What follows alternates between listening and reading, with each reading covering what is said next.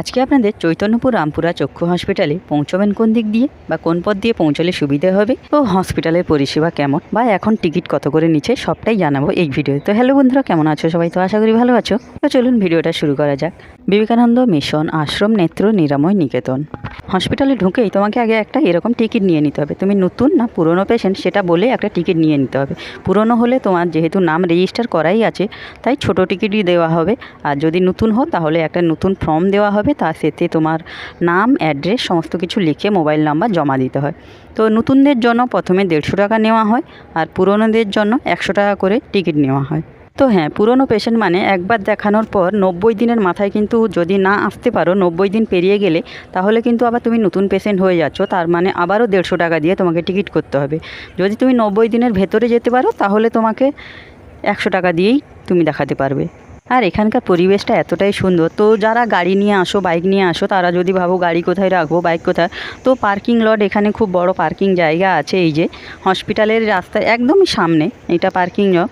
আর কত ছোটো ছোটো গাছে আম ধরেছে দেখুন। আর ওপাশে জামরুল গাছগুলোতে এত জামরুল গাছ, মানে জামরুলের ফুল এসছে, তো সেগুলো আমি একটু ঘুরিয়ে দেখাবো। তো বলি কোন দিক দিয়ে আসবেন, তো যেদিক দিয়েই আসুন না কেন, কোলাঘাট সাইড থেকেই আসুন বা কাঁথির দিক থেকেই আসুন না কেন, আপনাকে নন্দকুমার হাই রোড পেরোতেই হবে। তো নন্দকুমার হাই রোড যদি আপনি থ্রু বাস পেয়ে যান তো ভালো কথা, কুকড়াহাটি। আর তা না হলে নন্দকুমার হাই রোডে নেমে আপনি বাস চেঞ্জ করে নিতে পারেন। যদি কুকড়াহাটি বাস পেয়ে যান তাহলে বলবেন রামপুরা চক্ষু হসপিটালে যাব, বললেই রাস্তায় সেখানে নামিয়ে দেবে। হ্যাঁ, সেখান থেকে জাস্ট 2 মিনিট হাঁটা পথ, তাহলে আপনি হসপিটাল পৌঁছে যেতে পারবেন। তো জামরুল গাছে কত ফুল এসছে দেখুন, পুরো গাছটা ভরে গেছে জামরুল গাছের ফুলে।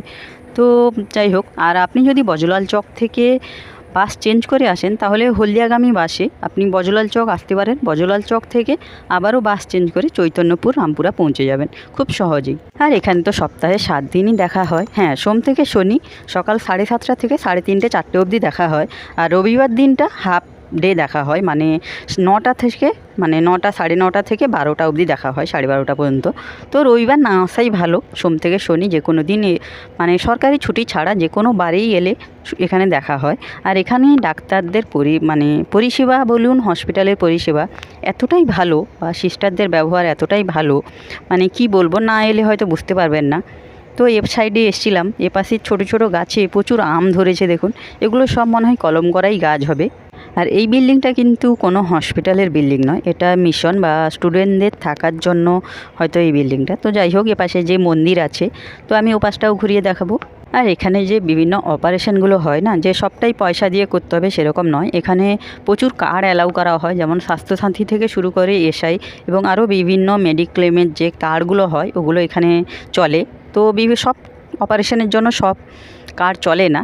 তো এখানে এলে তুমি জানতে পারবে কোন অপারেশনের জন্য কোন কার্ডটা যে হবে কি না, মানে সেই কার্ডটা সেই অপারেশনের জন্য অ্যালাউ করবে কি না। মানে সব অপারেশনের জন্য সব কার্ড অ্যালাউ হয় না। তো যাই হোক, তো এখানে মন্দির যেগুলো যে আছে, মন্দিরের গেট তো খোলেনি। তো খুব সুন্দর দেখুন এপাশে চারিপাশটা, মানে যেহেতু এটা মিশনের আন্ডারে, মানে এগুলো মিশন, তো এখানকার পরিবেশ না সত্যি অসাধারণ, খুব শান্তি নিরিবিলি পরিবেশ। আর এইটুকু গাছটায় সঁপেদা ধরেছে দেখুন, এটাও সঁপেদায় পুরো ভরে গেছে গাছটা। এইটুকু গাছ মানে দেখেও ভালো লাগছে। তো যাই হোক, তো আমি কি করব, আমি ঘুরছিলাম এতক্ষণ, কারণ 106 নাম্বারে আমার লাইন পড়েছে, 106-এ। কারণ আমি পুরনো পেশেন্ট, যদিও আজকে আমার ডক্টর শিলের অ্যাপয়েন্টমেন্ট নেওয়া ছিল, এটা সেকেন্ড চেক আপ ছিল অপারেশনের পরে, তাই আমার দেখাতে একটু দেরি আছে, 2টোর পর দেখবে। তাই আর কি করব, চারিপাশটা ঘুরে ঘুরে দেখছি আর আপনাদেরও দেখাচ্ছি।